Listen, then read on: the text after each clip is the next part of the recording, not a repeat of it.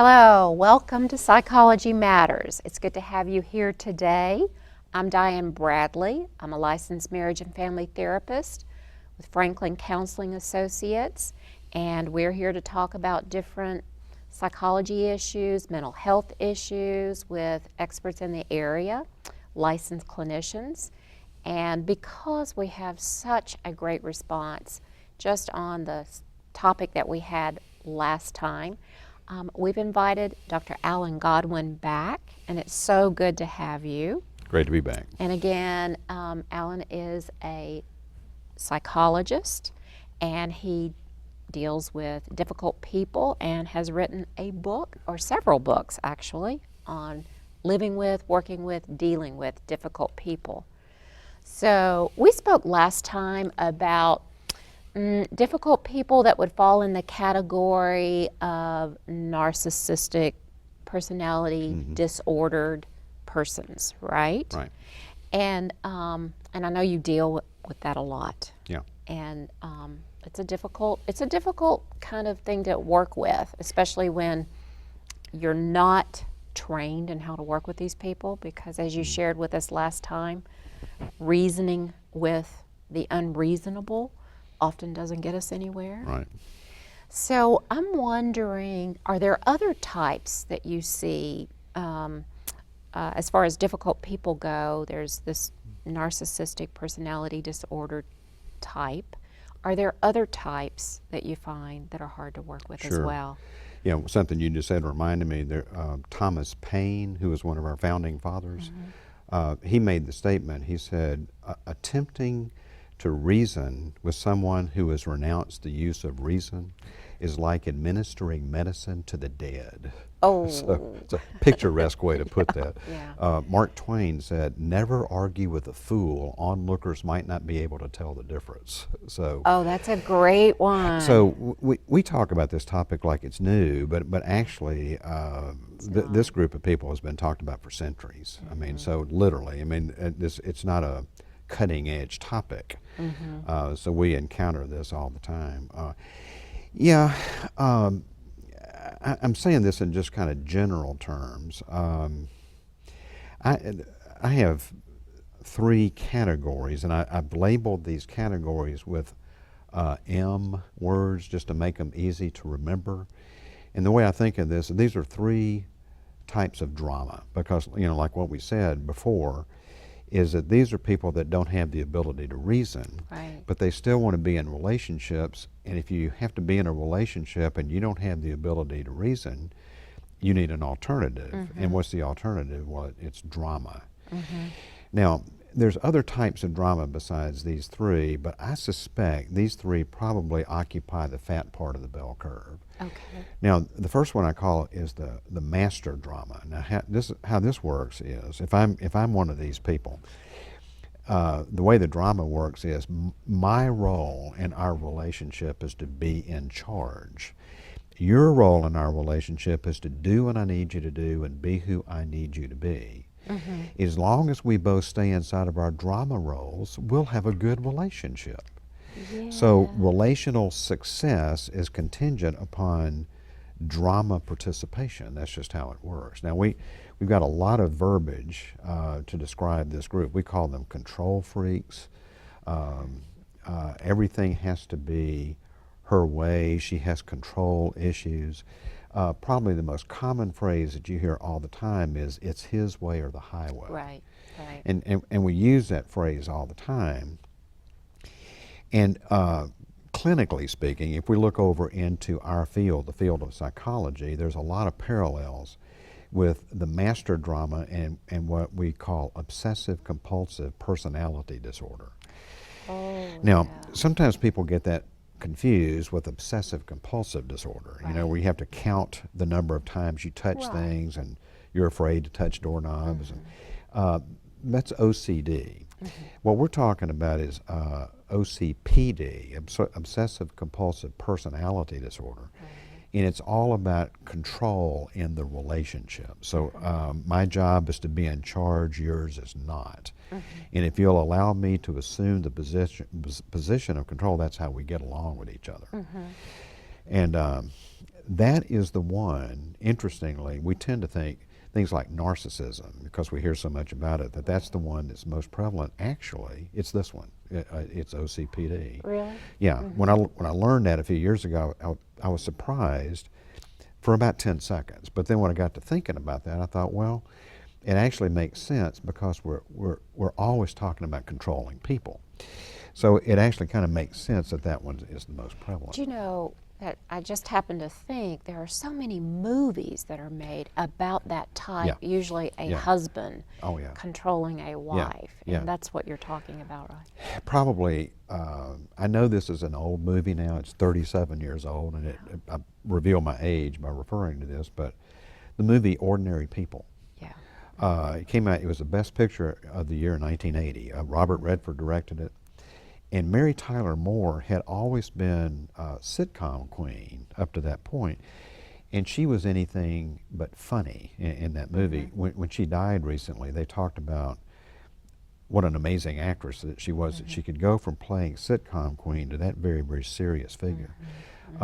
Greg Lester, who is another prominent voice in this field that talks about personality disorders, he says, the Mary Tyler Moore character in that movie is the most pristine example he's ever seen of an OCPD. I mean, it was all about control. Yeah. So we see that quite a bit. The second one I call the martyr drama. Now here's how this works. My role in our relationship is to be taken care of. Your role in our relationship is to take care of me. And as long as we stay inside of our drama obligations, we'll have a really good relationship. So once again, relational success is contingent upon both of us staying inside of our drama obligations.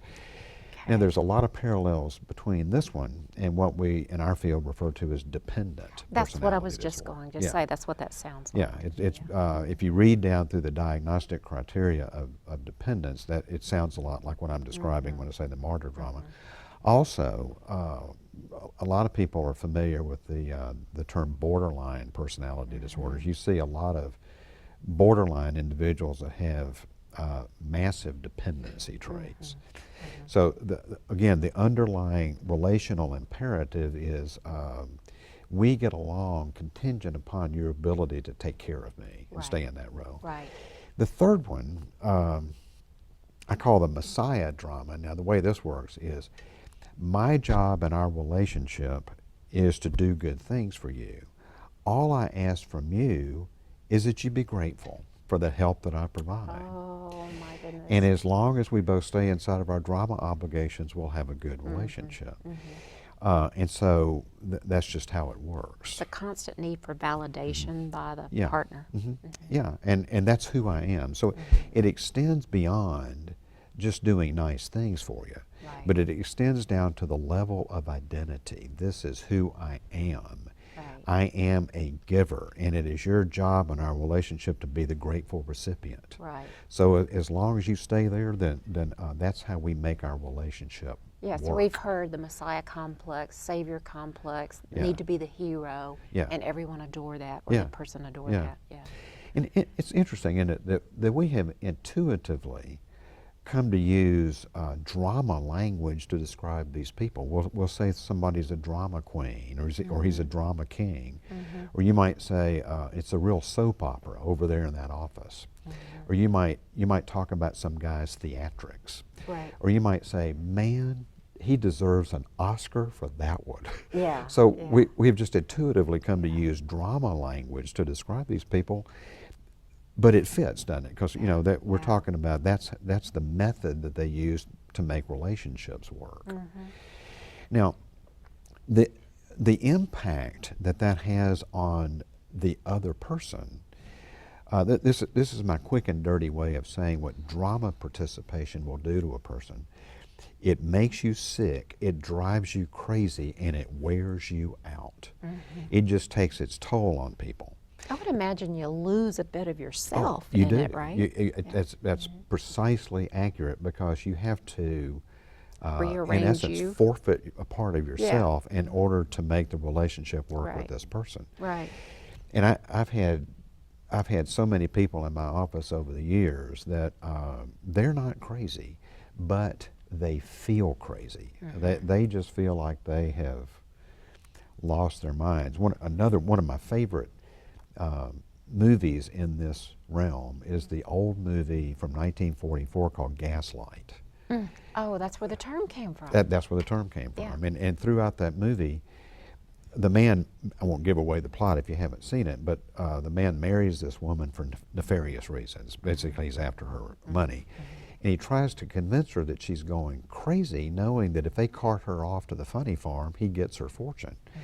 So throughout the movie, he tries to convince her that she's going crazy. And every night, he goes up into the attic. He's doing something nefarious up in the attic. I won't tell you what it is, but it's pre-electricity.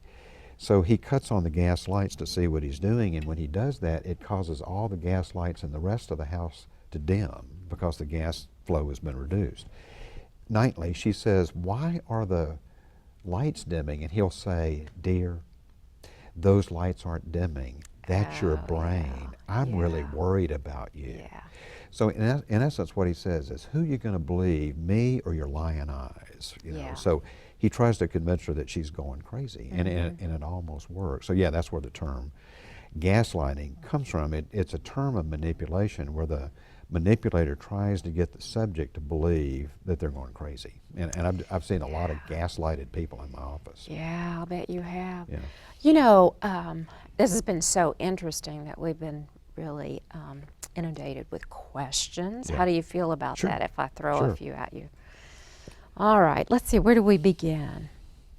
Well, here's a really good one. Where do you find good, solid online research about these disorders and treatment? Yeah. It's not obscure. It's not hard to find. If you could Google just about anything, difficult people, personality disorders, narcissism, and you're going to come up with a lot of resources. He's a psychologist in our field who has spoken to more individuals on the subject than anybody else is Greg Lester. Greg is he's gotten to be a friend of mine since I've been in this field. I told him one time, you've forgotten more than I'll ever know in this area. I mean, he's just a wealth of knowledge in this area. And he wrote a book called Power with People, and it talks some about this area. I love that book. He's got a number of online training videos that you could see. There's a guy named... And the general public can get those too, they can right? They can do that too. There's a guy named, I believe I've got his name correct, Lundy Bancroft. And you could just Google that. He's got quite an online presence, and a lot of people will write into him about their particular situations. He wrote a book called Why Does He Do That? Yeah. You know, so I've had several clients that have read that book, and they've talked about how helpful that's been, because that's the question that you're struck with is, why does he do that? Or why does she do that? And they're perplexing because there's no reasonable answer to that question. Here we are again with the reason. Yeah. There's a guy named Robert Hare. It's like the rabbit, H-A-R-E. And he wrote a book called Snakes in Suits.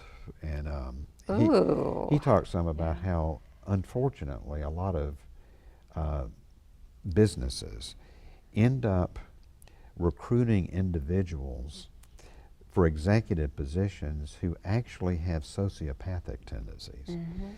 And their skills enable them to improve the bottom line, but meanwhile they decimate relationships in the process. But and they're unaware that they don't put that in on the posting, you know, on job sites. They're not saying we need you to have sociopathic tendencies, but when it gets down to it, that's the kind of individual that often rises to the top.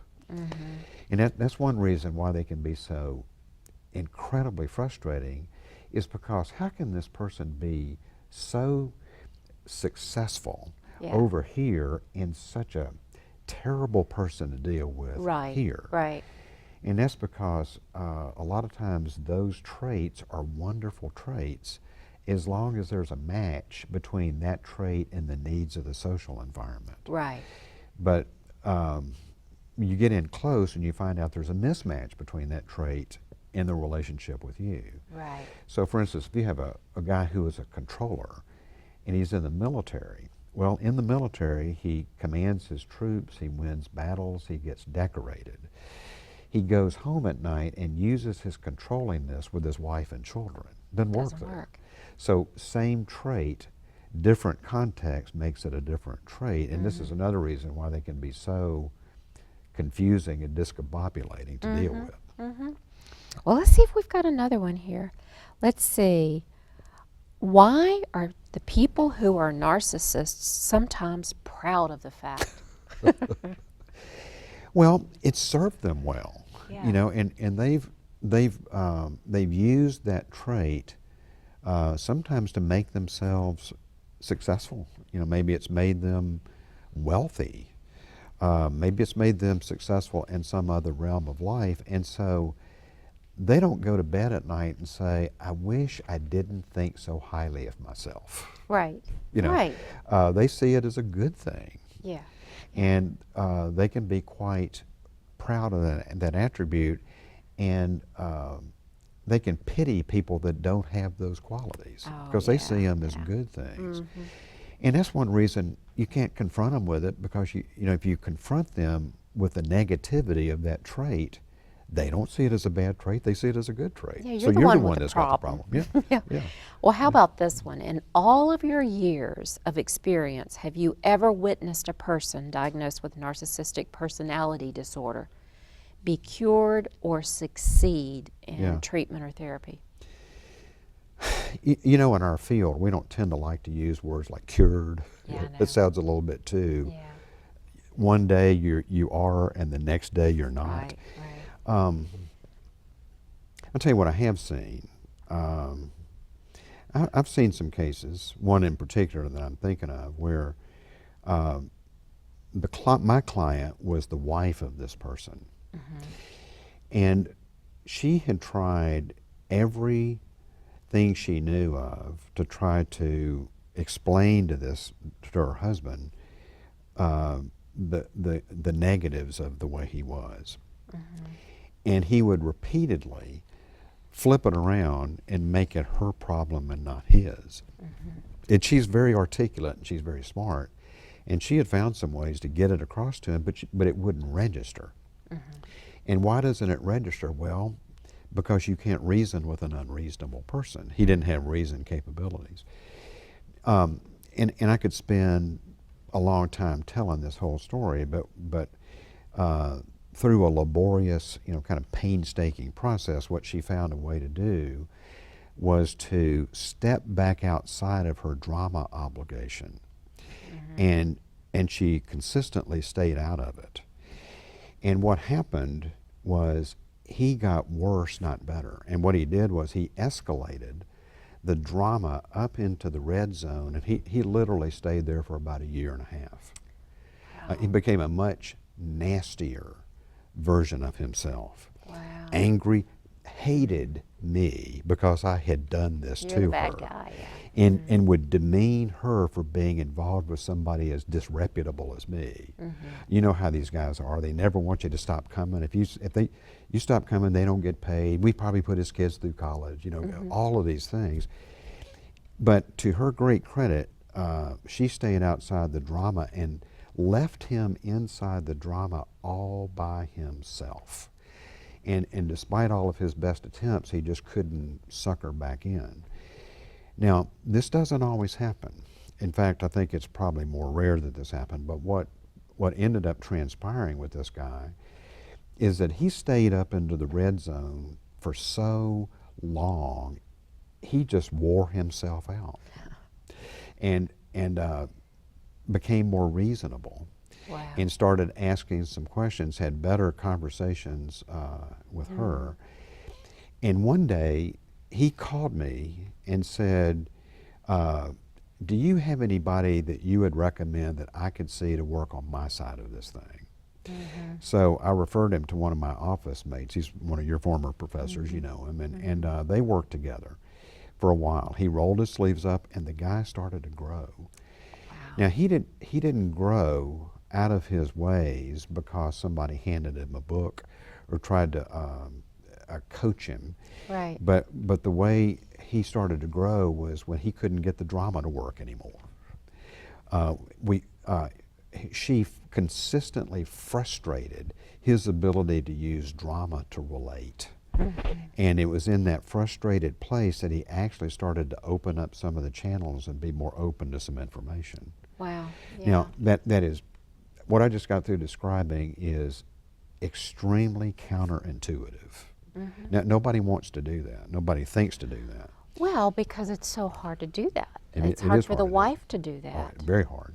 Yeah. I'm sure. Yeah. So, what were there? I don't know if you know, but let's say that there are children involved, or, you know, a child starts recognizing this, and a parent. Yeah. How do you talk to a child about that, or recognizes it in a sibling? Yeah. You know, is there a way that you can Yeah. talk without pathologizing the other person? I think I like the way you just put that. I think it's usually unwise to try to use clinical language. Right. Like, I don't think it would help to say, Junior, I just wanted to let you know that your daddy's a narcissist. No, Yeah, but that I don't would think work. that's a good Yeah. idea. Now, what you might do is look for places that the parent drives that kid crazy, and then find ways to sort of appropriately validate the fact that you know and understand how that affects them. And sometimes just knowing, that. just knowing I've got a parent who's not crazy, Yeah. that's an anchor point. You know, Right. that's kind of a Right. reference point in the midst of the fog. And so you have to be careful with that. And I would say that there's no blanket answer that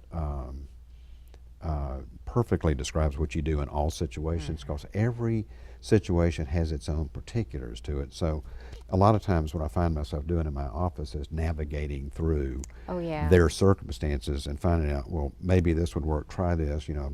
Right. And keep in mind that when you do it, it's going to look worse before it looks better. It You know, always so keep that does. in mind. Don't Yeah. think this is going to bring about instant results. So, as we're kind of bringing this to a close, let's see if we can, if you don't mind, sharing, you know, people who may be watching, may be thinking, oh, this is what I'm dealing with.